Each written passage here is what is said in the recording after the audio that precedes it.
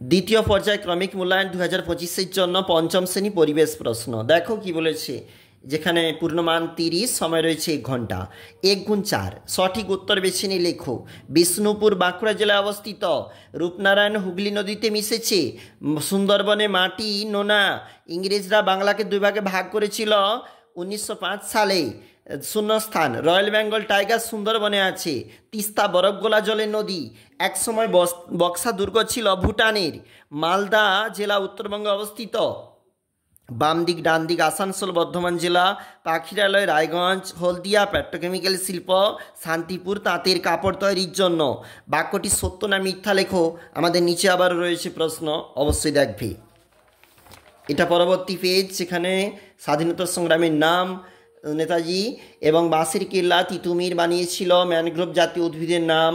ধান কাটার machine harvester. নিজের যে প্রশ্নগুলি রয়েছে এগুলো কিন্তু 2 মার্কের করে। অবশ্যই দেখবে, প্রশ্নপত্রগুলি খুবই গুরুত্বপূর্ণ রয়েছে। পঞ্চম শ্রেণী পরিবেশ।